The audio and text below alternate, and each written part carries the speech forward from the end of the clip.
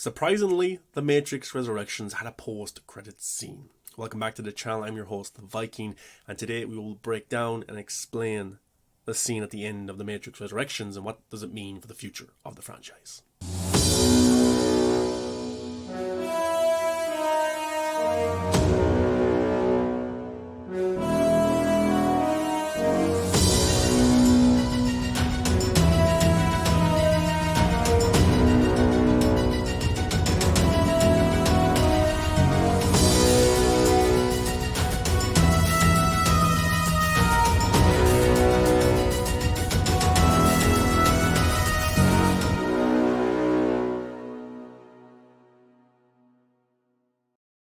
Don't be too upset with yourself if you didn't know that The Matrix Resurrections had a post-credits scene. Yes, it's the trend nowadays with massive blockbusters, but the original trilogy never had anything like that, so it would make sense that this movie wouldn't have it either. But if you left the theatre just as the film ended, or if you turned it off on HBO Max just as the film ended, and you didn't know that the movie had another scene, then this is the place for you. Make sure you subscribe to the channel, give a thumbs up, and check out the other Matrix videos on the channel. I will explain this, what it means for the franchise, what my theory is. But I've got 4 different articles to talk about today of how people interpretate things very differently, and how The Matrix Resurrections is a mere up to Hollywood's needs for remakes, reboots, and sequels, and what fans expect when they see a sequel to a massive blockbuster that gives them this nostalgia type feeling. Spider-Man, Ghostbusters, Terminator, that always go back to the original. They do a scene, they reuse a scene, they go to the audience, remember this, look, we're doing it again, only it's 2021. The Matrix Resurrections definitely did that with some scenes, but the echoing of The Matrix from 1999 was important to the actual plot of this movie. Neo was a game developer. He created the original trilogy, but this time in games. It was important to the story. It wasn't just done for fan service. It wasn't just done for the box office. It wasn't just done for the critics. It was actually a part of the story. And why many fans or critics or haters don't like this movie is because when it used nostalgia, it wasn't the way that they wanted it to be. They wanted the bullet time, the 360 cam, they wanted the slow-mo, they wanted all of these cool kung fu action sequences that made the first 3 so likable and so great, but when it's brought into this one in a different kind of interpretation, because again, this is a reboot of the Matrix within the Matrix, and Neo is experiencing this firsthand, and when it's not done the way that people want it to be done, they shit on the movie. But this is an article from bgr.com. And this is one of 4 articles that I want to talk about today that have different interpretations of the post-credits scene, and then I'll give my theory.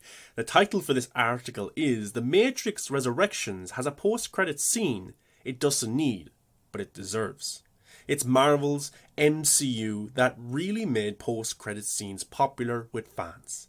So many other franchises use the trick to tease future attractions that I scrolled through the credits to find out whether Matrix 4 got one the minute the film ended. It turns out, yes, the film does feature a post-credits scene. In hindsight, the previous movies in the series could have benefited from post-credits scenes too, but post-credits scenes weren't a thing 2 decades ago. On the other hand, just because you can add a tag at the end of your movie doesn't mean you have to, and Matrix 4 falls into that category.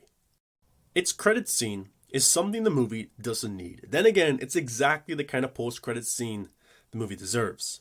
Matrix 4 post-credits scene explained.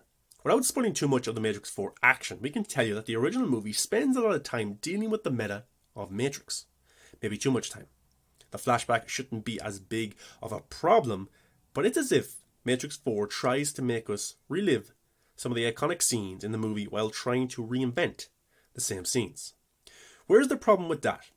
Well, at some point in the film, Matrix 4 makes fun of the culture of sequels and reboots. Let me rephrase that. A sequel movie that soft reboots the franchise. Makes fun of creators who create sequels and reboots. It probably doesn't get any more meta than that. With all that in mind, The Matrix 4 post-credit scene gives us a team of creators around a table brainstorming the ideas for future content. Face reality, people, movies are dead, games are dead, narrative dead, says one of them. Media is nothing but neuro trigger response and viral conditioning, says another. So the obvious idea of going forward with a sequel is cat videos, hence the Catrix end scene. And that's very interesting right there. And the movie, as I said, is a reflection to Hollywood and its needs, its obsessions with sequels, with prequels, reboots, remakes. And especially in today's environment, we're in a pandemic. People have to save money and they pick and choose what movie they see in the theater. Spider-Man No Way Home, the biggest movie in the world right now. Spider-Man. The Matrix Resurrections, the Matrix franchise is pretty big in its own right. Of course it is. But it didn't really play to that audience. In Matrix Resurrections, for me, that brainstorming scene where Neo is sitting at the table, he looks depressed, he looks sad, he has the creators around him come up with ideas, talking about what made the original so great, bullet time, slow-mo, all these kinds of things. For me, Neo is Lana Wachowski, Lana Wachowski is Neo, especially in the scene between Neo and Jonathan Groff's Agent Smith, who's his boss, who doesn't know that he's Agent Smith.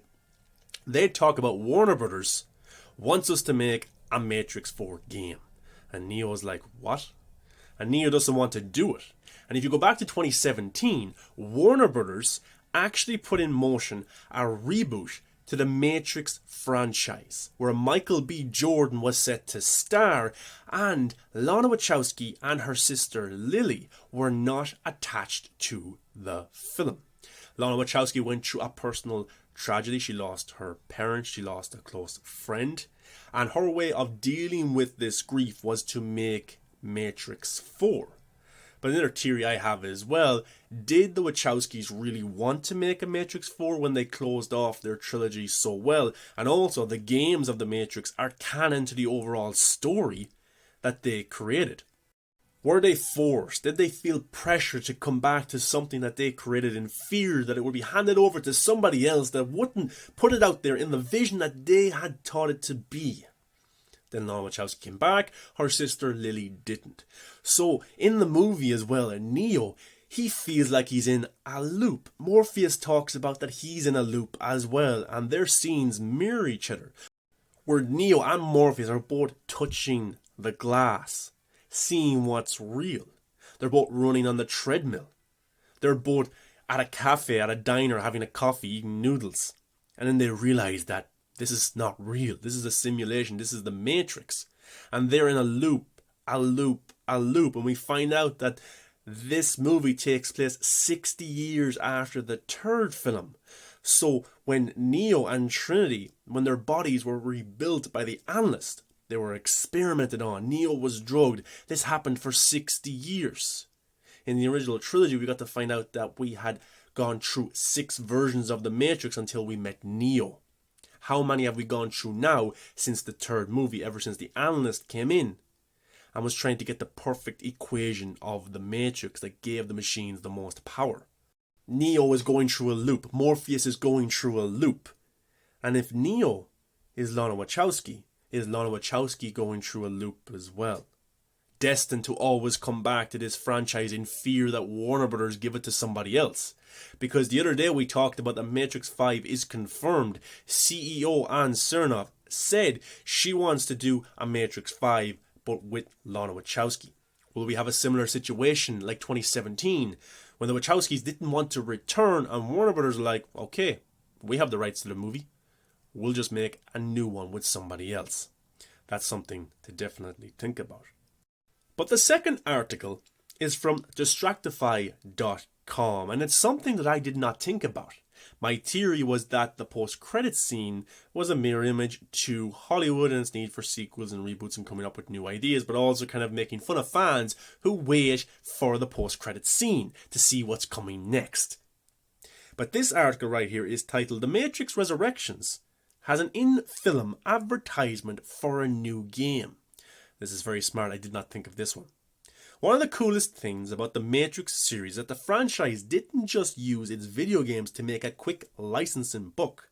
And believe it or not, the post-credits scene at the end of The Matrix Resurrections is a reminder of how the film franchise takes its gaming seriously. Yes, there is a post-credits scene at the end of The Matrix Resurrections, and it's pretty deep. In order to fully appreciate it, you'll have to recall one of the scenes early on in the movie between Agent Smith and Neo. Yes, I know what you're thinking, but Agent Smith isn't in the movie. It isn't Hugo Weaving, then it's not Agent Smith. And while there are probably a lot of people who will agree with you, that doesn't change the fact that Smith is back in the Matrix with Mr. Anderson. There's a super meta scene in the opening of the flick that pairs Neo's former arch nemesis with the Chosen One as a business partner. He tells Neo, aka Mr. Anderson, that Warner Bros. Wants a fourth Matrix game. Yes, it's a super meta moment that takes viewers aback, and this could be construed in a number of ways. Is Lana Wachowski commenting on the fact that big businesses just won't let popular franchises die? It certainly seems like it, because Neo and Smith begin to talk about different ideas for the game. Bullet time is referenced, as is a super in-depth narrative that requires several anguished moves of mental gymnastics to understand. What makes this even more meta is the fact that the previous Matrix video games were released on different platforms with different premises. Enter the Matrix didn't let you play as Neo. Instead, you commanded Ghost and Niobe, which made for a bit more of a challenge.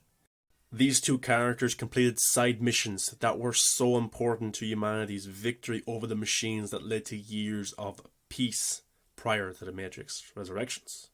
The game also had a hack mode that allowed players to unlock a hidden one-on-one fighting game that was actually pretty good. While the game's combat system was praised, it ultimately rushed, leading to a slew of what could have been questions. There was also a Matrix MMO called The Matrix Online that also built out more of the simulation, Xeon's world, and even though it wasn't a raging success, it at least contributed to the franchise's narrative. The Matrix Path of Neo is arguably one of the best licensed video games ever created, period. It's ridiculously fun, has a ton of fan service moments, and a lot of glitches and bugs in Enter the Matrix were rectified. So what does this have to do with the fourth Matrix movie and its post-credits scene? We hear a game developer say, face reality, movies are dead, games are dead, narrative is dead. Is this a tongue-in-cheek way of Lana Wachowski saying that we're in a crappy time all around for artistic mediums? Is it a shot against Warner Bros. And video game tie-ins? Is it an admission of taking the blue pill? Maybe. But also a reminder that there is indeed a fourth Matrix video game coming out that follows the release of the fourth movie called The Matrix Awakens. That's a very interesting Tyrion thought there from this website about the post-credit scene. And actually it's a mockery of not post-credit scenes, but of blockbuster movies and then video game tie-ins. That they'll always keep coming back. They'll always try and cash that check of the name of Matrix, Spider-Man, Terminator, Ghostbusters. No matter what it is, they'll always make a game. There'll always be a tie-in. But actually what Lana Wachowski and her sister Lily did was those games were actually canon, because Morpheus, the real Morpheus, played by Lawrence Fishburne, he died in one of those Matrix games. In Matrix Resurrections, he is dead as well. So that's interesting how they acknowledge the games as canon. But, as I said, we have different interpretations of the post-credits scene. And many outlets, like they did with the actual movie, they shit on the movie. They shit on the post-credits scene. And I think a lot of these outlets, a lot of these YouTubers, bloggers, reviewers have out themselves when it comes to The Matrix Resurrections. Because I've explained why they hate this movie. Because it's not what the original three were. It's not what their pre-existing expectations of what the movie should be. They watched it at face value, they watched it once, and they shit on it. Instead of re-examining what the movie is actually about. It's about so many things. It's about trauma, Neo's depression, his anxiety. It's about finding yourself again. It's about getting out of this loop that you're in, this continuous cycle of just sadness.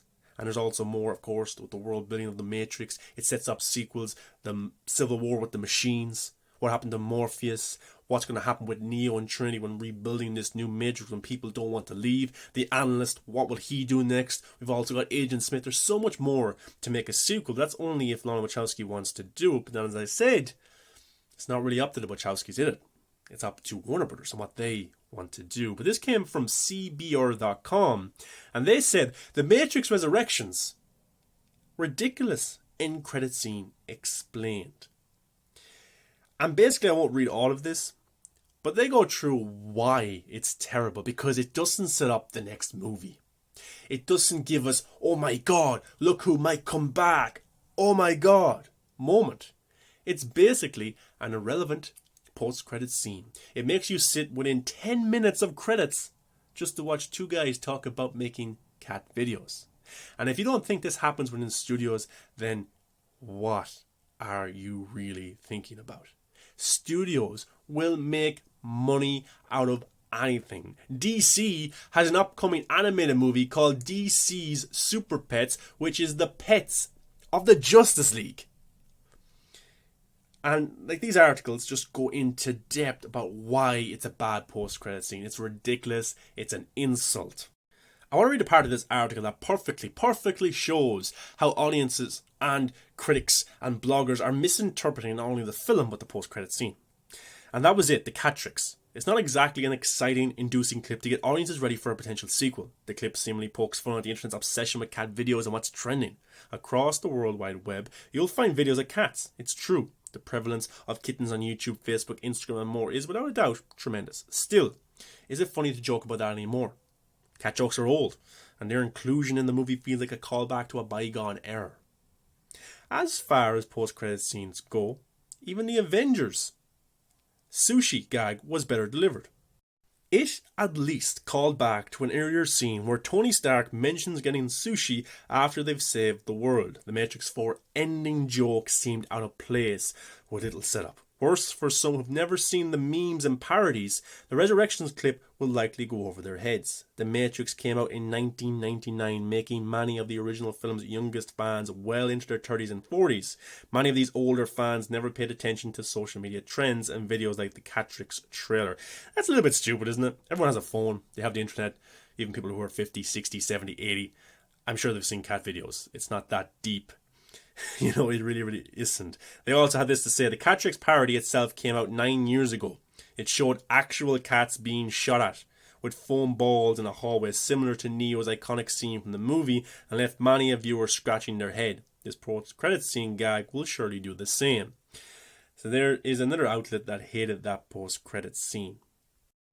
This one is from Screen Rant. Their headline is: The Matrix Resurrections end credits scene is an insult. So who is the movie for?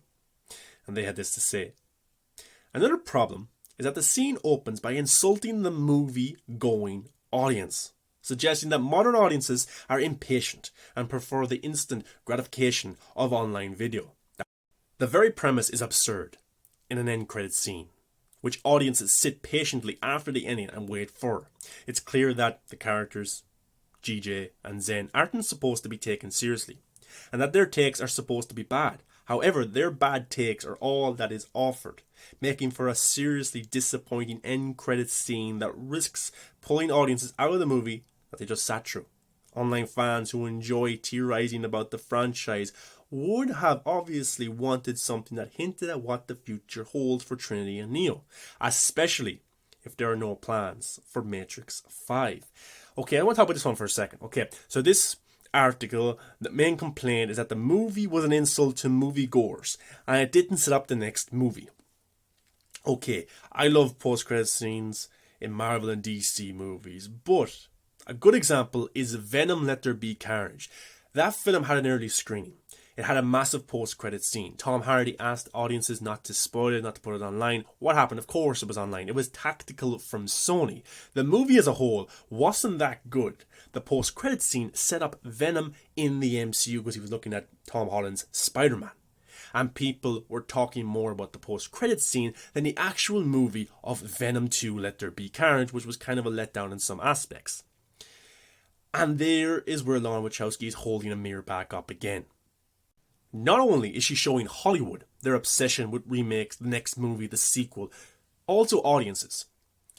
If the entire movie can't tell a story, it can't get you emotionally invested, it can't set up future installments if that's what they want to do, then how good is the actual movie that you're making if all of what was in the movie relies on a post-credit scene to build hype for the next one? I know that's today's society. I know that Marvel, DC, all the big movies have that post-credit scene to get people excited for the next big thing. But Lana Wachowski did not want to do that. That's why I call this a unique sequel. And then we get to my theory of the whole thing, my perception of what Lana Wachowski was doing with the post-credit scene. I think she was kind of making a joke of Hollywood, making a joke of audiences who sit through those 10 or 15 minutes of credits to see the next scene that sets up the next movie. What does it say for your actual movie that you couldn't tell a story within those 2 hours or those 3 hours, but you have to be excited for the next one? It's like the studios are looking towards the next big thing, the next cash cow, the next thing that's going to bring in so much money for them, instead of letting people process what they just watched. If you can't break down a movie, process it, go back and examine it, then how good is that movie when you're excited because the post-credit scene made you excited? And The Matrix Resurrections is a movie that's deeply flawed, but it's got so much to it. You have to break it down, you have to examine it, you have to rewatch it to understand certain aspects. And that's the joy of it. You don't have to watch the post-credit scene to get excited or to get told what the next story will be. That's Marvel, that's DC. Those films have done that. It's successful. But as I said, Lana Wachowski was not doing that. She was not making a Marvel or a DC movie. She was making a contained story that in itself set up future sequels and spin-offs if they wanted to do it so, not the post-credit scene that people always wait for. Us as a society, we're all obsessed over the next big thing. What can we post on Instagram next to get the most likes? Oh, a cool tweet, a meme, a YouTube video. We're always looking forward to gain that extra bit of either clout or appreciation or excitement, instead of stopping and appreciating what you have right now. And that's my kind of take on it. It really is, because with a Marvel or a DC movie, you watch the movie, it has some cool stuff in it. Then you sit for maybe 2 or 3 post-credit scenes that set up future movies, spin-offs, and get the discussion going. And like Venom, Let There Be Carnage, the discussion was bigger for the post-credit scene than the actual movie and the story that was contained. That says a lot for the story and the movie that you made. Did you just really spend 6 or 8 months making a movie for the post-credit scene to be talked about the most? A post-credit scene that was shot in a day or 2 days or even just an hour, and people are more concerned with that than the actual 2-hour film. So for me, I think the Resurrections movie was making a joke of Hollywood's need for reboots, remakes, sequels, and the post-credit scenes to set up that next big moneymaker, instead of letting the movie that just came out breathe, tell its story, impact people, and then people to examine that story, break it down further, find new things. But no, how can I do that when the post-credit scene told me what's coming next? I have to get excited for what's coming next. So the post-credit scene, it could have been cooler. It could have been something that set up a sequel. But again, Lana Wachowski wasn't interested in doing that. She wasn't interested in appealing to the masses. And maybe that's where the bloggers, the critics, the YouTubers are doing their 1 hour type videos telling you how woke this film is and how bad this film is. But I've decided not to do that here on the channel. I've decided to rewatch the film, try and pick up new things, listen to different articles, and I'm not being biased or anything like this. I like the movie, I enjoy the movie, but I'm also reading out articles that disagree with what I'm saying. And that's okay. And the comment section in the last few videos for the Matrix movie has been insane.